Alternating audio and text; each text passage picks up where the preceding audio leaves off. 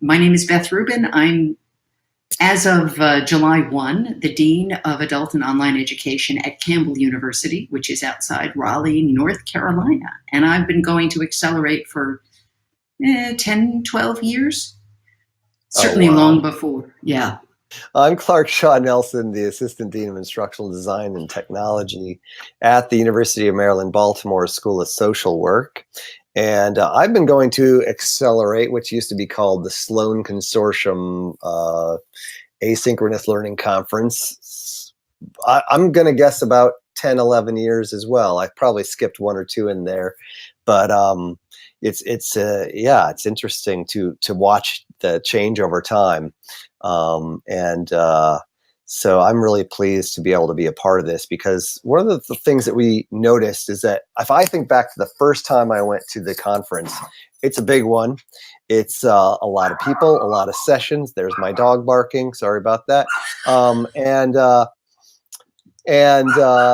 And so it can be very helpful to have someone help you find your way around the conference, to know where everything is, to know, where the keynotes are and the meals and the snacks and the exhibit hall and the technology test kitchen and all these different aspects.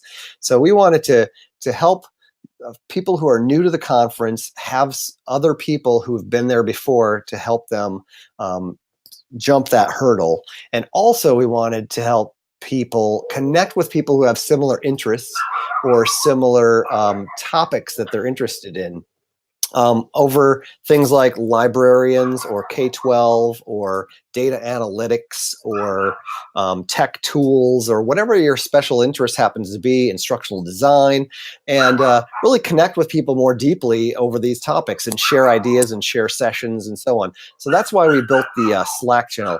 And Beth, I'm going to turn it back over to you and mute it and go shut my door here. Okay, great. I've been fortunate enough to bring people in different roles to Accelerate for the first time. And we talk about it. And one of the things that really seems to help people is to have someone to talk to crystallize their learning, to just touch base about a session they went to, what they thought of it, what it meant, what the implications were, what they can use. So we hope that field guides will help all participants, and both the people participating and the guides themselves, to both be more comfortable, build a stronger network, connect as human beings, get oriented to the physical space, and feel comfortable with, as Clark says, the food and going to Disney and all of that kind of stuff. And also the work-related issues. How do I apply this at work? And how do I think about this? And what does this mean to me? And someone to chew over the topics with. So it's the range of emotional, intellectual, interpersonal, and the networking, of course, is the potential for everybody is phenomenal. And I think that's also one of the things that I've experienced at Accelerate is there's so many people, it's hard to really connect with a few. And this is a really nice opportunity to connect with a few. So we want to share briefly some of the things that the ways you can connect with people. And the first of those is, I'm going to go over the slides here. At Accelerate. Can you put that back up big, please? We would love, before the conference, I'm going to do a once-over on these and then we can go into detail, to participate in the Slack discussions, to coordinate, to share ideas, to share things you're interested in, and to coordinate when you're at the conference itself. We have, of course, the kickoff session of the conference. We hope you all can make it Wednesday at 10 o'clock. So you can start with the introduction, meet at least three experts, at least three field guides if you're a participant, and all the other people who are interested in the same kinds of topics. You can take a tour. You can explore engagement maps, and we'll talk about those in a minute, ways of helping you find a path through the conference, get advice, and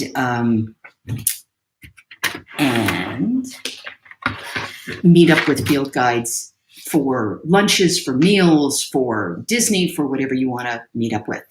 And so Clark is now going to go into some detail about the Slack discussion. Yeah. So I know a lot of you have already jumped into the Slack team and started participating with our discussions there, which is fantastic. For those of you who haven't yet, the link is over on the side there in one of the views to join the Slack team. And I'm going to go through a couple of slides here and just kind of take you through a little tour of what it's like when you get into the Slack team. So if you go to the next slide, so the first thing is you can download Slack onto your phone. You can use it on your phone, on your laptop, on your just in a web browser. So you can use a client or not. You can use it through the web browser. And the team is olcaccelerate.slack.com, but you do need the invite link to get into it. So you'll have to use that to first sign up, and then once you've signed up and you have a login and credentials, then you can just log into olcaccelerate.slack.com in your web browser on your phone or so on. Let's go on to the next slide. So when you do get into the Slack application or in your web browser, it looks the same here. The main first thing you're going to want to do is you'll have a few of the channels over on the left that'll be by default. You'll be enrolled there, like the announcements admins channel, the field guide central channel. There are a couple of others that are sort of defaults that everyone's enrolled into. But you're not going to see all the channels by default. So what you're going to want to do is click on the word channels in Slack, and that's going to show you a list of all the available channels that are there. So that you can look through them, you can search, you can type in a search word and see if it comes up for a particular term. There are about 20 some channels in there right now, or maybe a little less. And you can see the description of each channel, and then you can decide if you want to join it. So if we go to the next slide, this is essentially what it looks like. It's a little blurry and small, but basically when you're looking at all the different channels. So the blue box at the top there, that's where you can type in a search term. And then down in the middle, you can see the names of all the channels. And then the other blue box on the side is the number of people that are in there. So you can kind of get a sense of how many people are in the library channel, how many people are in the K-12 or the instructional design channel. And you can see the number of participants in each channel. You can do the search. You can click on a channel name to see it. And you may or may not, I don't think you can actually start a new channel. I'm not sure if you have that capability or not, but you can always chat with me and I can set you up a new channel if you have an idea for a channel that doesn't exist that you think should. We would love to have that. Definitely, this is for the people, by the people. So let's go on to the next slide. So that now you've seen all the channels. When you click on a channel to check it out, it'll show you some of the messages that are in the channel. And then at the bottom, you see the blue box around the green join channel icon there. That's how you can actually join the channel. So you can decide if that's the channel you want to join or not. You can always leave the channels. You can join them, you can leave them. One of the default channels, and I did this on purpose, is called hashtags. And it can be very annoying because it's constant notifications, because it's literally connected to the Twitter account for OLC Accelerate and the hashtag. So anytime anybody tweets about OLC Accelerate, it pops into that channel. So there's a lot of action there. And if you don't turn those notifications off, it can be dinging on your phone a lot.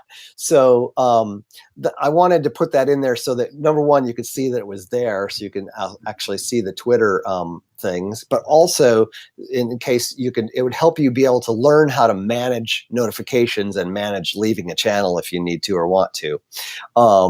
So let's go on to the next slide. And feel free to, ask a question if you have one. We'll have time definitely later on for questions as well. So looking at a channel, this is actually the hashtags channel. And you can see that over on the right sort of there. There's a square blue box around the gear wheel. And under the gear wheel, you have several options, one of which is to leave the channel. So that's how you can leave a channel if you've joined a channel that you no longer want to be a part of, is under the gear wheel. Go down at the bottom, it says leave and the name of the channel. But there are some other cool things you can do there. Like, for example, you can invite other people. So if you're in the instructional design channel and you see that your colleague at Oregon State or whatever is not in there, who you know would be great to be in there, you can invite people. And since this is open to not only field guide participants, if you have colleagues from other institutions or your own institution that aren't in Slack at all, you can send that link to them and invite them to join the Slack team, to join the channel, and so on. So you can invite other members to join the channel and have more conversations with them. The other thing you can do there is look at your notification preferences. So it's not that you have only one set of notification preferences for all of Slack. You have different ones for each channel. So if we go to the next slide, so you can see when you go there that you have some different options for muting. You can mute a channel so that you don't receive any notifications from that channel. Or you can get a little bit more succinct and say, I want only mentions in this channel on, and then notice there's a difference between the desktop and the mobile phone. So you might have all messages on your desktop, but only just mentions on your phone, or nothing on your phone. So you can be a little bit specific there about what you get notifications for on which channels and where. What are mentions? So mentions are when you type like at somebody's name, like at Beth Rubin or at Clark Shaw Nelson. That's a mention. And what that does is draws attention specifically to that person in a channel. So if I send a message to the K-12 channel, that message is going to be in there, and only the people who have notifications on that channel turned on are going to see that message. And nobody's going to notice it otherwise. But if I want to specifically call out Beth in that channel, I can do at Beth Rubin, and that is specifically going to mention her in the channel to bring her attention to it. It's the same thing in Facebook when you tag somebody's name in Facebook or LinkedIn and various places like that. Where you at somebody's name and it draws their attention to it. It gives them a notification that you've actually talked about them or to them. But you should note that some people could have turned off notifications for mentions, as you can see here. So it never guarantees that somebody's going to necessarily get the message right away if you mention them or you send them a direct message, which is another thing you can do in Slack. And I don't think I even covered that in these slides, which is to send a direct message to only one person or a couple of people instead of an entire channel. But I can talk about that a little later. So let's go on to the next slide. So that's how you can mute a channel or adjust your notifications for that channel. And so there are other preferences that you can find on the main screen in Slack that are under the little arrow next to OLC Accelerate. And if you click that arrow, you'll get a drop down like this you see here. And there you have preferences that's where you can set your profile image. You can deal with the overall notifications for the entirety of your Slack team there, as well as set statuses, like what are the statuses I can set. So let's go on to the next slide. And statuses are how you tell people what you're up to, whether you're available or not, whether you're at a session or not.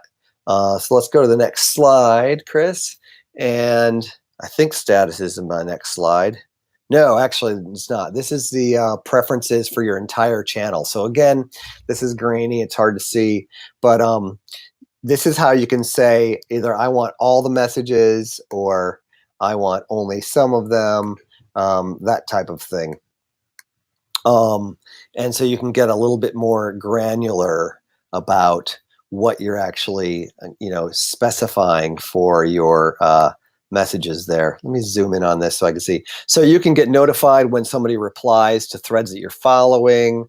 You can also put, and again, you can't see this because it's hard to read, but it says keywords. You can actually set up keywords in there where if somebody mentions a keyword, it'll actually show you a badge kind of next to the channel so that you know that somebody's talking about. So if you had like analytics, I want to know whenever somebody talks about analytics, you can actually set a keyword in the different channels so that it'll give you a special sort of little icon so you know, oh, somebody's talking about analytics in the K-12 channel or whatever.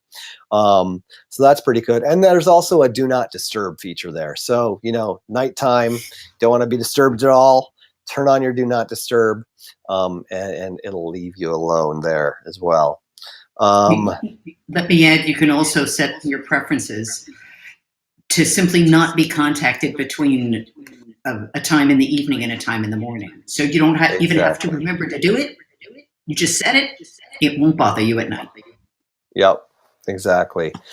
So there are many different ways you can manage the, you know, there's always the possibility with 70, 100 people in a Slack team that there can be a lot of traffic in various places. So knowing how to manage your notifications will help you manage your stress level in terms of the amount of dinging and pinging and buzzing going on in your with your phone or your other devices.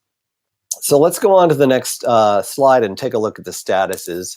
Speaking of which, as I mentioned, you can have different statuses. I put a few custom statuses in here that I thought might be relevant to the conference, such as I'm in a session, or I'm commuting, or not available, or I'm by the pool.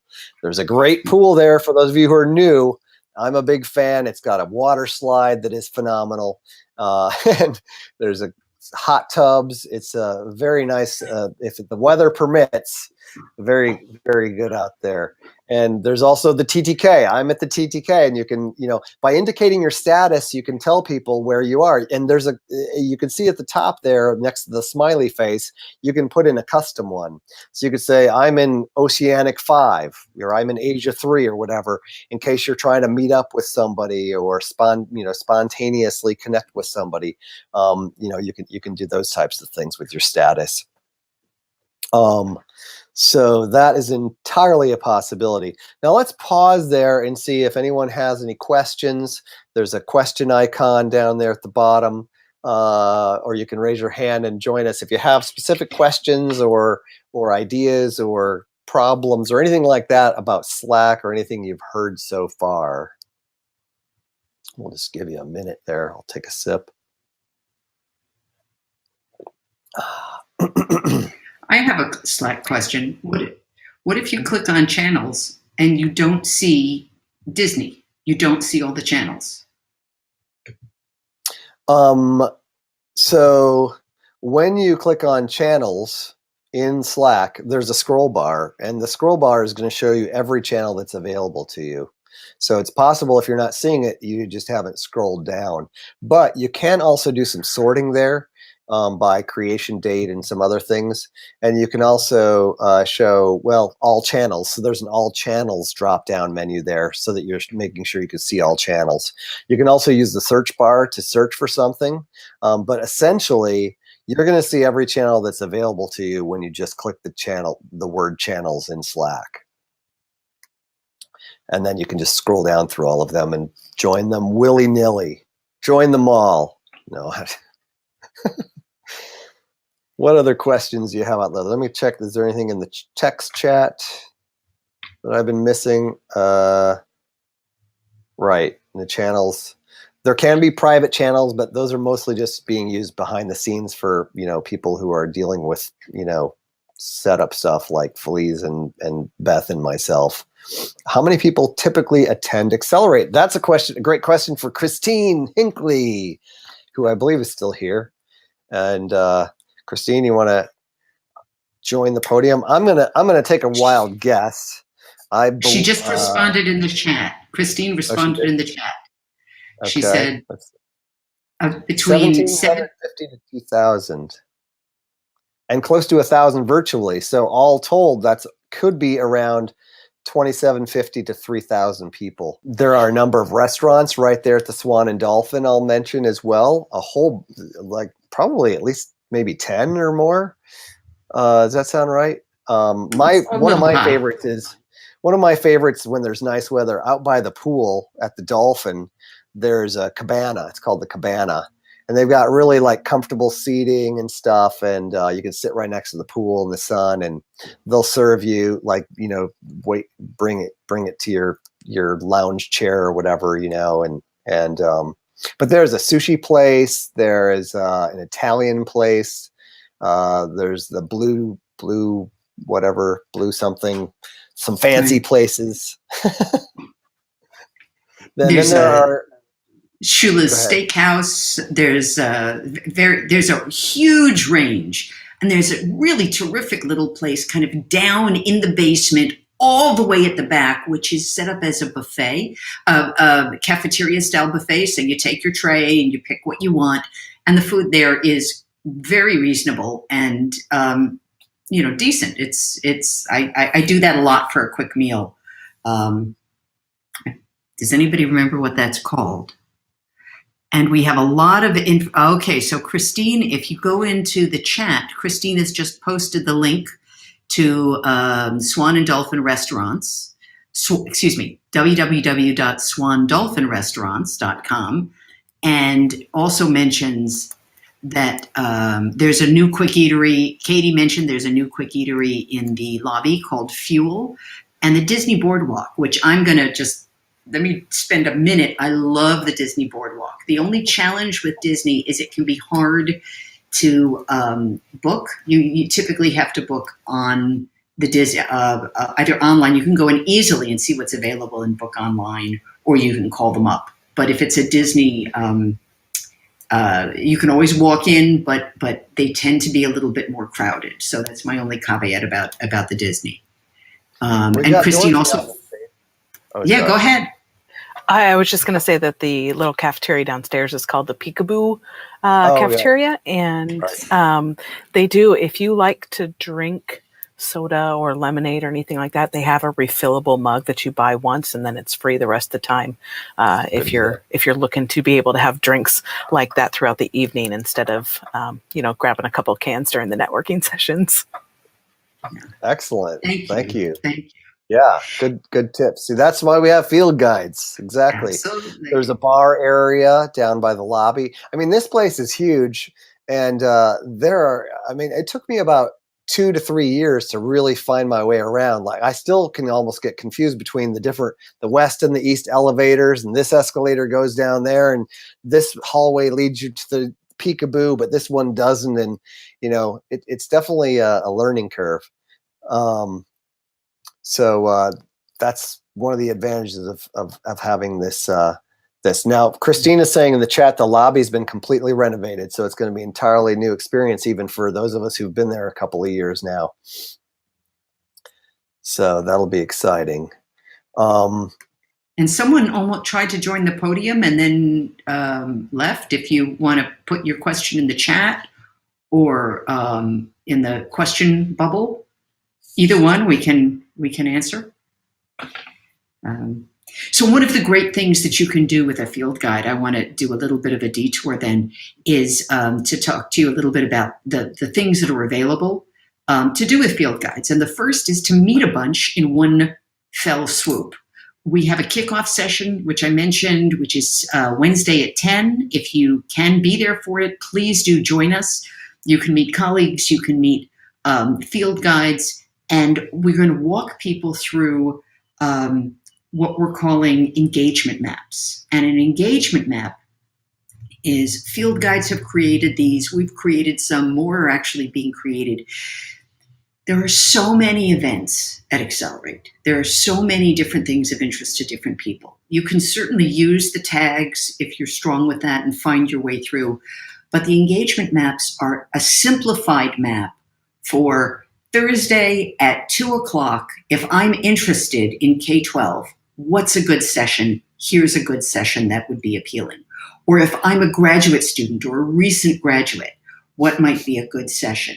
So they're directed at different kinds of people and different kinds of interests. So you can pick up one that reflects, or a couple that reflect your interests or your background. and use that to guide your way through. It's not the only session necessarily at that time of interest. Trust me, on some of those, we were looking at 3 and checking in detail and going back and forth and thinking what would be the most appealing, but because there's so many great sessions. But it can help you on the first time kind of figure out what might be useful to you. And to piggyback on that, I would add that we've had a little bit of chat about this in the Slack team, but on the main OLC conference website where they list all the sessions, you'll see orange buttons that say, add to my schedule. So when you have created your account on their website and are logged in, you can save sessions that you really are interested in and want to see by clicking that orange icon.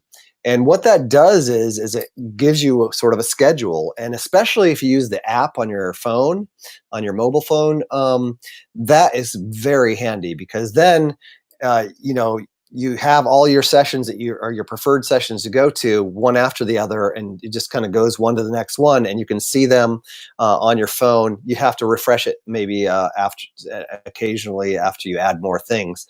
But basically, it is very handy to help you get, to manage your sessions. And like we've said, there's so many options. It's really good to get planning that on the early side so that you don't have to worry about that once you get there so much, and you can focus on other things. Or you can just trust our curating, pick up one of our engagement maps and go wherever we tell you to go. That's the other possibility. That's right. Yeah, exactly. I would also mention that after the meeting on Wednesday morning, which is from 10 to 11, we're going to do a tour down to the technology test kitchen in the exhibit hall, and they're going to especially do an orientation tour for the field guides and field guide participants, and orient you to the space. But also that gives, if you're interested in being part of they have a special session at noon with Matthew Loon from Pixar, and that means that we'll be able to get good seats for that. So a good idea to stick around for that if you can. Basically, after our live session, we'll take a little break, meet up, take a trip down to the technology test kitchen so everybody knows where that is, get some orientation there, and pick up some lunch or something, and then be able to hang out and catch the Matthew. I hope I pronounce his name, Matthew Loon session at the technology test kitchen at noon on Wednesday. I want to talk. Can I jump in for a second with some other things that you can do with field guides? I've been going for, as I said, for a long time, and more than once I walk into one of those massive lunches or massive breakfasts with a zillion people, and I'm alone. And sometimes it's really hard to walk up to a table of strangers and start talking. I'll be kind of by myself. This is a great thing to use the field guide program for. You can hook up on Slack. You can connect on Slack. You can go to the field guide base station or the field station and put a little note saying, I'm at this table, or meet me at 9:10 to talk about X, or there are many ways you can choose to connect, or just meet me here at 9 and then walk in from there together. But use it to find people to have meals with, to go to Disney with, to do to make your life more rich, rewarding, and a better learning experience. Yep, and the same thing for the Slack channels, another option. Yes. For doing the exact same thing. I'm at, stage left or whatever, right in front of the speakers, or whatever it happens to be. You can do those quick meetups, spontaneous meetups, and so on. Let's go back to the last slide, or the next to the last slide there that has a ton of text on it. I just want to mention this to plant the seed for everyone. Or actually, here's Paul. We can take a. Yeah, Paul, did you have a question? Uh-oh. I think we lost him. Oh, he left. Okay, so I can't see the slide up there. It's for further involvement. That's the further involvement Right, the slide. further involvement slide, right. So what that was the idea of showing you all of the different things that people are doing behind the scenes for this conference. The field guides is part of it, attending is part of it, presenting is part of it, but it goes so much more deep than that. And there are many opportunities to get involved at so many different levels in volunteering. Obviously, Beth and I, as the co-chairs for engagement for the conference, as volunteers for the conference, we've been going and participating in OLC for quite some time. But I think the idea is for those of you who are newer to the conference, who may want to get involved in more ways, to show you all the different sort of roles and all the different ways that you can become involved and more involved in the conference. So for example, here it comes maybe. Yep. So you can be a presenter, you can be a session a host, or what they call a session facilitator. So there are participant roles at all different levels. You can obviously be a member. There are presenter roles on many different levels. There are also things obviously you can do with the Institute, taking classes, getting certificates and so on. But especially when you look over on the right side of that list, there are roles for event volunteers such as the session chairs, field guides, assistants, the technology test kitchen. Every year, the technology test kitchen needs a bunch of people to be in there. And in fact, I know that they could maybe even use a few more people this year. So, if you're technologically inclined, an ed tech person, you might even want to look into that. So there are many different ways that you can up your involvement. You can be a reviewer of the proposals. You can be a track chair, a strand chair, a steering committee member, an engagement chair, program chair, conference chair.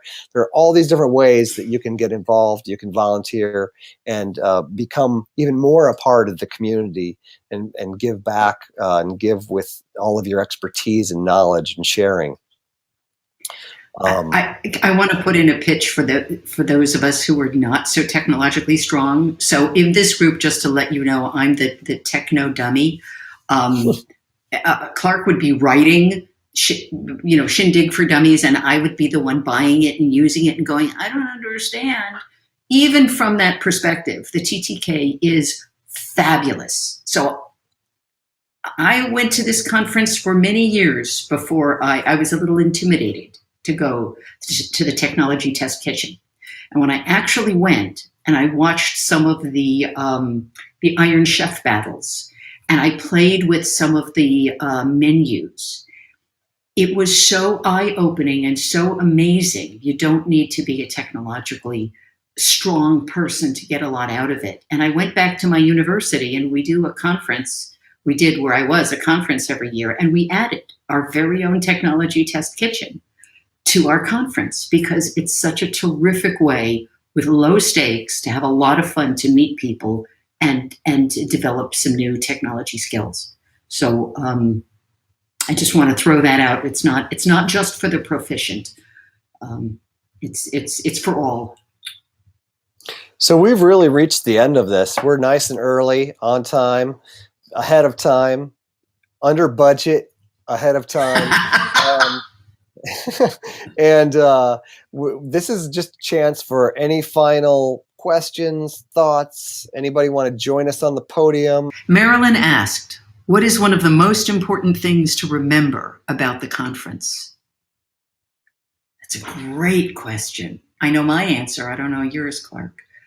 One of the most important things to remember is to get contact with people. And when I first came, it was cards, but I would definitely use Slack to identify individuals that you can keep in touch with. And I'd set yourself a goal of meeting personally and building the beginnings of a network with 3 to 5 people there. Because there's some people from so many different areas. There are people there who I worshipped from reading 50 of their articles, and they're there walking around, happy to serve as field guides and happy to meet people. So, to go to the sessions and learn but also remember that the interpersonal and the connections are hugely important and will help you bridge the conference to the rest of your life and keep that contact information, whether it's Slack or email or whatever you use for that. I mean, let's face it, going to conferences is, I mean, you can learn a lot, but it really takes a lot of energy out, going from session to session, walking around a lot, so many people, I find I can be totally drained by the end of the day. And I just think it's really important to, do the self-care. There's yoga in the morning every day as an option. You can check that out. Bring your yoga mat and do yoga. And that's offered in the morning and in the afternoon for a little refresher. Do the breaks, take snack sessions, and yeah, exactly. Connect with people, go to the technology test kitchen, ask some questions and interact with people there. I find that, of course, I've been pretty heavily involved with the technology test kitchen in the last couple of years, the last few years, but the conversations have been so incredibly important and valuable, at least as much as the information in the sessions. Excellent information in the sessions. Great to be able to hear panels and people talking about things that interest me and see how people are doing things in other places, but also then to have those conversations at the meals, at the tables, in various parts of the conference. And that's what we really hope to help foster with this program, with the Slack channels, and with the stations at the conference. I also want to add in another suggestion, which I have walked away from this conference, as have other people I know, like overwhelmed with my mind buzzing and teeming. And then I go back into my work and life takes over. So another recommendation is either every day or on the flight home, write down 3 things that you want to try, 3 things that you want to explore, just 3 things. And put those in your whatever you use to organize your life, and delve into those and try and find people on Slack, if you haven't met people already who do that, and connect to get ideas about how to implement those things or address those things. And that can help, again, bridge that gap. We also had a question is from Justine, which was, what role is the majority of the audience? Faculty, IDs, graduate students? The majority, that would be a Christine question, but from my experience over the years, yes, yes, yes. Faculty, researchers, instructional designers, people who teach, graduate students, people who do student services, administrators.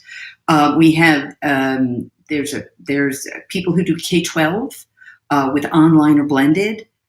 There's one of the things I love is that it's such a diverse group, and you can get wonderful insights from across the board, but all of those groups and more. Admins, faculty, and IDs are the largest percentage. Corporate, and some students, but smaller percentage. Yeah, sorry. I think Christine is joining us here. Microphone's muted, Christine. There you go. I hadn't unmuted yet.